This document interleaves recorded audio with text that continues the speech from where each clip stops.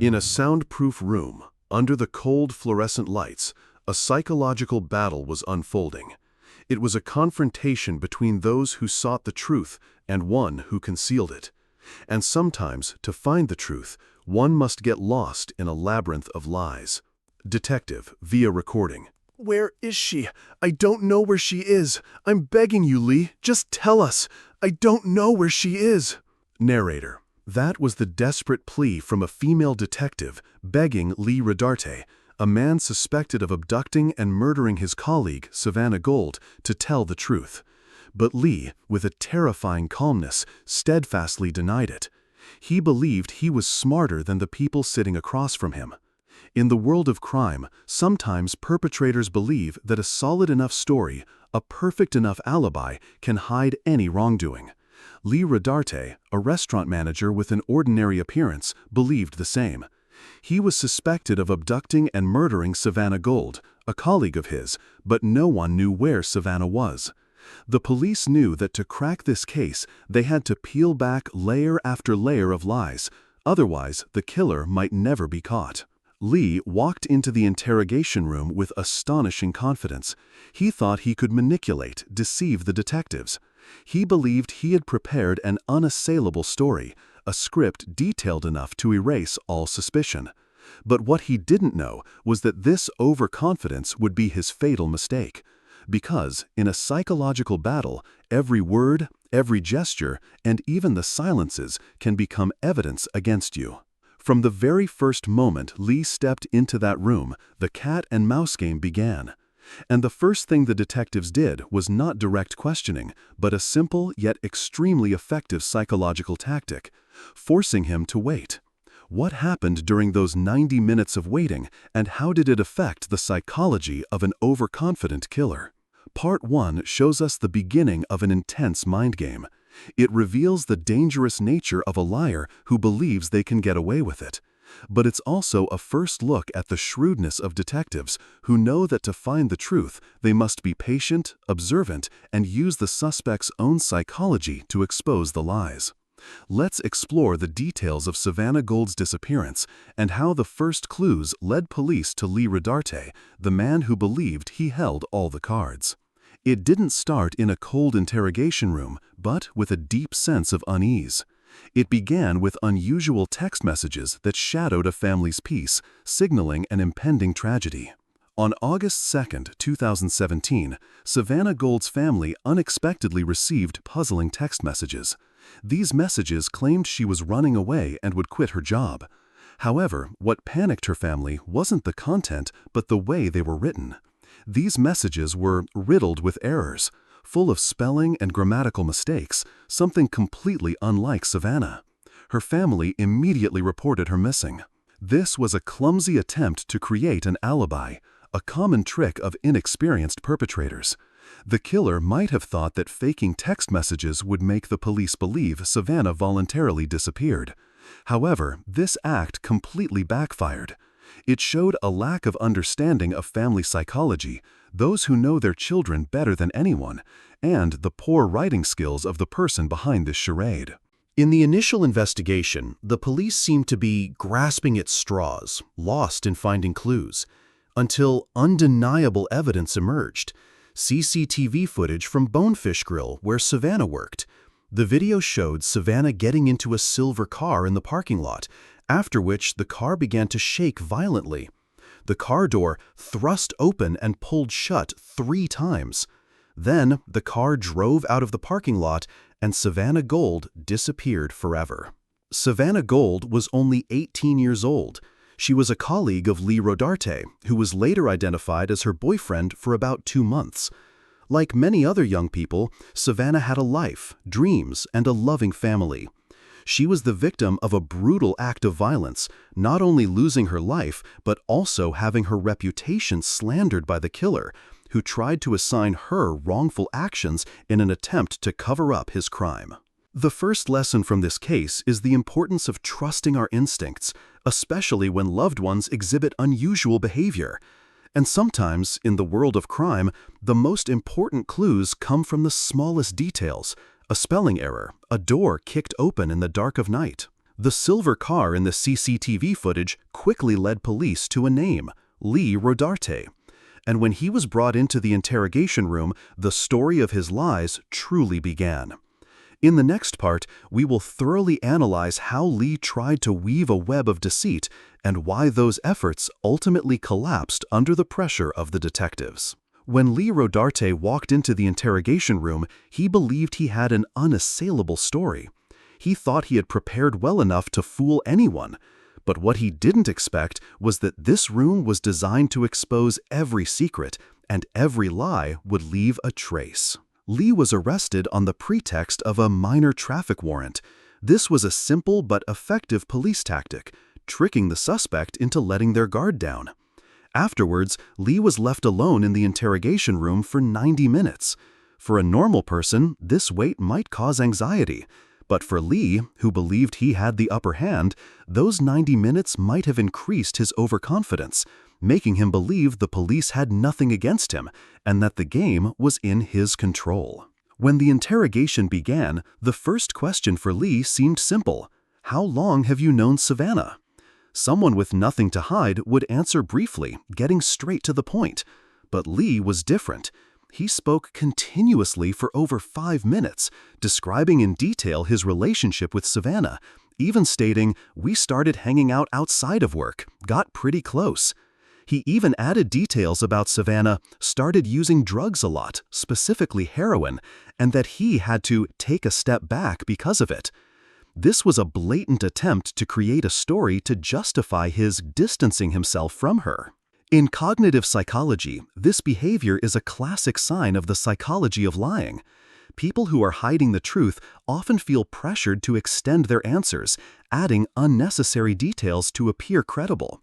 They believe that the more they say, the more convincing their story becomes. But in reality, it increases their cognitive load. The more details they have to remember and keep consistent, the more likely they are to make mistakes. And even while trying to maintain a calm demeanor, nonverbal cues began to betray Lee. The video showed that from the beginning, Lee repeatedly bounced his leg repeatedly. This is an unconscious physical reaction to anxiety and pressure, an early sign of the internal tension in his mind. The lesson from this prelude by Lee is an important reminder. Liars often fall into their own traps. Overconfidence, along with the need to fill in the story with unnecessary details, ultimately becomes the guiding thread for detectives. The detectives realized that. They knew Lee was lying, and they were ready to peel back his mask, layer by layer. In the next part, we will witness how they began to expose Lee's first lies, forcing him to constantly change his story and dig himself deeper into the hole he was trying to escape. The detectives knew Lee was lying. They gave him the chance to dig his own hole deeper. And now it was time for them to begin exposing every single small lie, to shake Lee's confidence and push him into a maze from which he could not escape. The first and most notable change was the unexpected appearance of the female detective who had interviewed Lee 3 days prior about Savannah's disappearance. Lee was initially told he was only being held for a minor traffic warrant. This appearance immediately took away any comfort Lee had and replaced it with pure panic. He realized this wasn't about something minor. This was about Savannah. After Lee had taken over 5 minutes to tell a rambling story about his relationship with Savannah and her drug use, the detectives were ready to strike. They began with a small but crucial lie. The detective reiterated Lee's earlier statement that he hadn't seen Savannah in a while. But then they subtly asked, "When was the last time you saw her?" This is where Lee made his next mistake. He lied that the last time he had contact with Savannah was 2 to 3 weeks ago, around July. The detective had information that Lee had met Savannah on Wednesday afternoon, the day she disappeared. When pressed, Lee was forced to change his statement, admitting that, "This is what I didn't tell you the truth when we talked at Bonefish." He confessed, "Last time I saw her was Wednesday afternoon in the Bonefish Grill parking lot." This is a classic interrogation tactic. Instead of directly confronting the biggest crime, detectives start by exposing small, easily verifiable lies. The goal is to undermine the suspect's confidence, making them feel that they are no longer in control of the situation. For Lee, each exposed lie was a crack in his facade of overconfidence. He was forced to constantly change his story, and each change further strengthened the evidence against him. The lesson from this part is the danger of building a web of lies. When a lie is exposed, it's not just a simple mistake.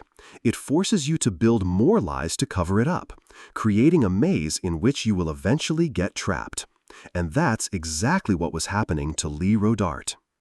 With each lie exposed, Lee sank deeper into his quagmire. But he still didn't give up. He still believed he could get away with it by fabricating a convincing enough story about what happened in the fateful silver car. In the next part, we will analyze Lee's biggest lie, the story of the green pickup truck, and how it became undeniable evidence against him. When a lie is exposed, the liar often has to construct a bigger, more complex lie to cover it up. And Lee Rodarte, believing he could still outsmart the police, wove a fantastical story about a green pickup truck, completely unaware that it was only pushing him deeper into the trap. After being forced to admit meeting Savannah in the parking lot, Lee began a new charade. He claimed that Savannah voluntarily got into his car because she had just used heroin and was a little paranoid. He even fabricated a story about an argument where he punched his tire to scare Savannah, saying it's going to be your windows if she didn't stop. This story immediately revealed major loopholes. No one in Savannah's life had ever mentioned her using heroin, and the idea of her going to work a shift at the restaurant in that state was highly unlikely. But the peak of his deception was when Lee tried to create the most perfect alibi. He claimed that after the argument, Savannah had got out of the car and walked towards the main entrance. Then, an older model Ford pickup, green in color, drove up, and she got in. He even added that it only took maybe 5 minutes between Savannah leaving his car and the green truck appearing, implying that she had called someone to pick her up. The reason Lee was so confident in fabricating this story was because he didn't know the police had CCTV footage. That footage clearly showed Savannah never left the vehicle in the parking lot and drove away with him just minutes after getting in. He believed that putting Savannah in another car would make him completely innocent and not the last person to see her. This is a classic example of cognitive load when lying. To maintain the lie, Lee had to constantly create new details and ensure they didn't contradict each other. This required immense mental focus, and when pressured, mistakes were inevitable. He was inadvertently constructing a mountain of evidence against him in the form of lies. He thought he was getting away with it, but in reality, he was writing his own conviction. The lesson from Lee's green truck is a strong warning. Lying is a double-edged sword. Every lie you tell to cover a truth requires you to create another lie to maintain it, until the entire structure collapses under its own weight. And as the lies about Savannah's disappearance began to waver, Lee continued to dig his hole deeper with another blatant lie, this time about a wound on his own body. In the next part, we will analyze how he tried to distract the police with a story about a self-inflicted injury, and how the detectives recognized the nonverbal cues that betrayed him. When the lies about Savannah's disappearance began to waver, Lee continued to dig his hole deeper with another blatant lie. This time, it wasn't about a phantom truck, but about a wound on his own body, a desperate attempt to distract the detectives from the horrific truth. Just as Lee was trying to maintain his fabricated story about the green truck, the detectives suddenly shifted the conversation to a new topic. What happened to your neck? This was a deliberate psychological blow. The detective almost certainly noticed that wound from the beginning of the interview. The decision to bring it up at this moment was to increase pressure on Lee, as he was already anxious about his last lie. Lee replied that the wound was self-inflicted, caused by himself sometime in July because he'd been having kind of a hard time. He even explained that he occasionally peeled the scab here and there at work. This explanation was a blatant lie, almost brazenly absurd. Lee had no history of self-harm, and according to reports, he was in good spirits in the weeks leading up to the crime. His purpose was probably to create a tragic, pitiful story for himself, or simply to distract the interrogation. But it wasn't just his words that betrayed Lee, his body did too. The video showed that from the beginning, Lee had unnaturally moved his hands and fingers every time he tells a lie. Earlier, when his first lie was exposed, he had bounced his leg repeatedly. These unconscious movements are clear nonverbal cues of anxiety and an attempt to conceal. While many people might cross their arms or slouch when lying, Lee had small, repetitive movements in his limbs. The detectives, trained in behavioral analysis, surely recognized these tells. Their sudden return to the topic of the neck wound right after Lee had just lied about Savannah leaving the car only increased his paranoia and pressure. The lesson from this self-inflicted wound is a reminder that our bodies often speak the truth that words try to conceal. Even the most sophisticated liars can hardly completely control all unconscious movements. For detectives, understanding these nonverbal cues is a key skill to penetrate the shell of crime. When Lee's lies had completely collapsed under their own weight, the detectives knew it was time to deliver the decisive blow. They would no longer play cat and mouse. In the next part, we will witness an emotional, psychological attack from the detectives, a tactic that would push Lee to his limits, forcing him to face the gruesome truth. When Lee's lies had completely collapsed under their own weight, the detectives knew it was time to deliver the decisive blow. They were no longer playing cat and mouse. Now, the interrogation had turned into an emotional battle designed to break Lee's final line of defense. This was the moment when the detective's true genius began to shine. The female detective, who had been almost entirely silent during the previous interrogation, suddenly entered the fray. Her appearance created a strong contrast with the male detective's professional, calm demeanor. This was the classic good cop, bad cop tactic, but executed with extreme subtlety. The female detective began to directly attack Lee's emotions. She didn't question evidence, didn't expose lies. Instead, she pleaded with him, showed vulnerability, and even compared Savannah to my little girl. She said, "I look at that little girl and I think of my little girl. I don't care what she said about you or whatever, but my little girl is that age. Just tell us where she is." This was an extremely powerful psychological blow, aiming to evoke empathy, guilt, or at least extreme discomfort in Lee. In interrogation psychology, this tactic is used when logical evidence no longer works. It aims to break down the suspect's emotional facade, making them feel moral and social pressure. A criminal, no matter how cold, can hardly be completely immune to the image of a grieving mother seeking answers for her daughter. And the pressure didn't stop there. The female detective also presented undeniable evidence from the CCTV footage that Lee was unaware of. She kicked open that door 3 times, Lee. She kicked it. We saw it. She affirmed that she wasn't making it up because unless we had video of it. This was not just physical evidence, but also emotional evidence of Savannah's desperate struggle in her final moments, directly confronting Lee with the horror he had caused. The lesson from this emotional battle is a testament to the power of truth, even when conveyed through pain. When all layers of lies are peeled back, and when the perpetrator is directly confronted with the human consequences of their actions, the cold wall of crime can sometimes collapse. Under unbearable pressure, the horrifying truth finally emerged. Lee Rodarte had no choice but to confess what he had done. In the next part, we will hear his gruesome confession and discover where Savannah Gold's body was found, bringing a heartbreaking closure to her family.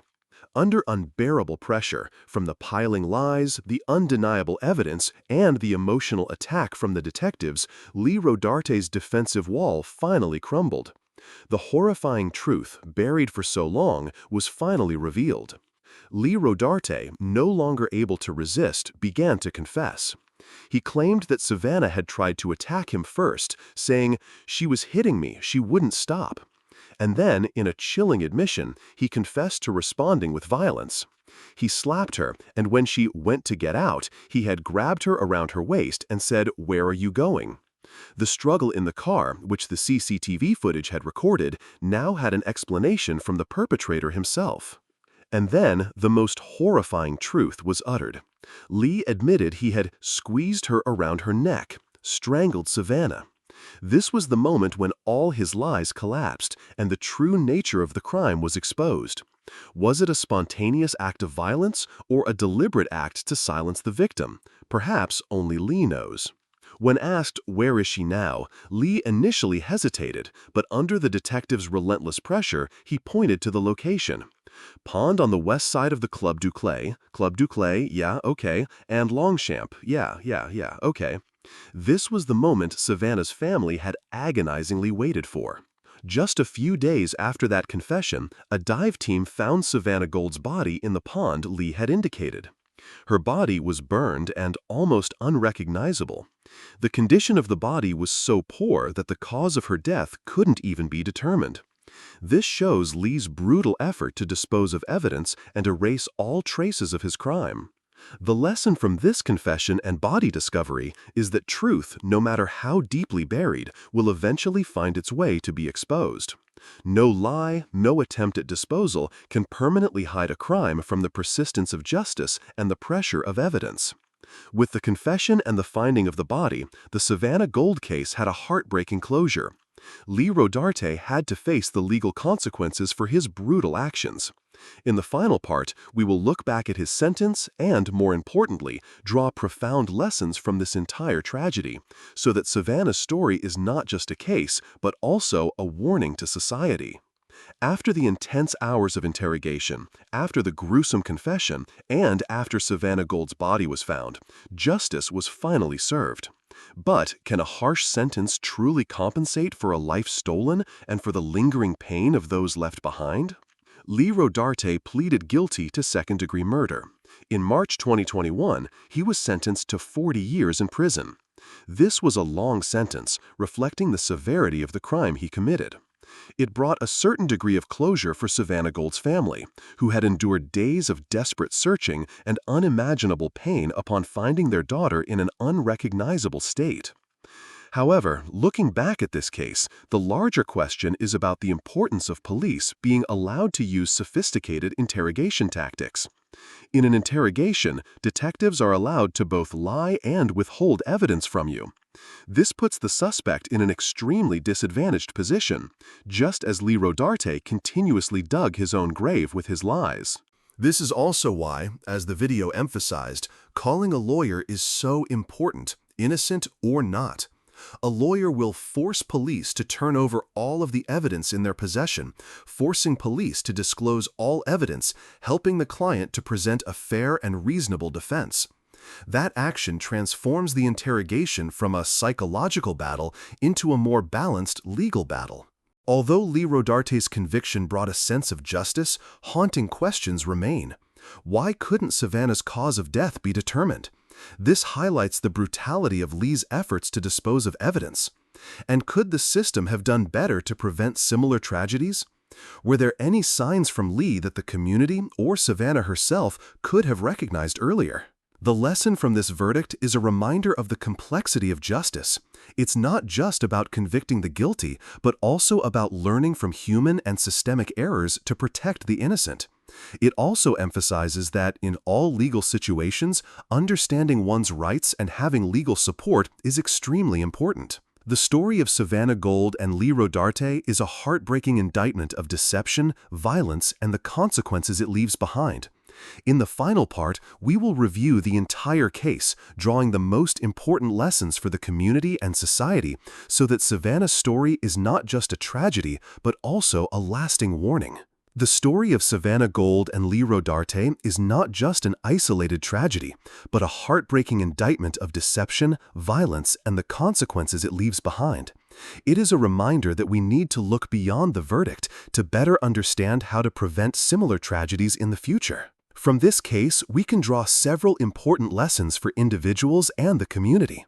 First, it's about recognizing signs of abuse or violence in relationships. Lee and Savannah's story, though not delving deeply into relationship details, still suggests potential control and violence. It's crucial to recognize red flags, especially when there's a power imbalance, such as between a manager and an employee. Second, the importance of healthy communication and conflict resolution. Unresolved conflicts, repressed anger, can erupt into uncontrollable violent behavior. Third, personal safety. While no one can anticipate every danger, it is essential to raise awareness and vigilance, especially in sensitive situations or with individuals exhibiting unusual behavior. And finally, the role of the community. We need to build a society where people are more sensitive to danger signs, willing to listen and intervene when someone needs help. Sometimes a small act of concern can make a big difference. The case of Savannah Gold is a chilling testament to deception, violence, and the importance of justice. It's not just a story to tell, but also a reminder of our collective responsibility in building a safer and more just society. In your opinion, what is the biggest lesson we can learn from this case? What do we as a society need to do to prevent similar tragedies from happening in the future? Please share your thoughts in the comments section below. Don't forget to like this video if you found it useful, share it so Savannah's story isn't forgotten, and subscribe to the channel so you don't miss any deep criminal psychology analyses and other compelling stories. Thank you for joining us in exploring this maze of lies. Remember, the truth always finds its way, and hope will always exist.